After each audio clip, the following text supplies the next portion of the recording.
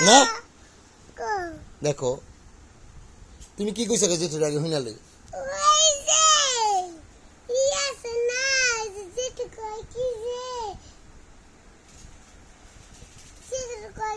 সবুজ কি টাকা দেও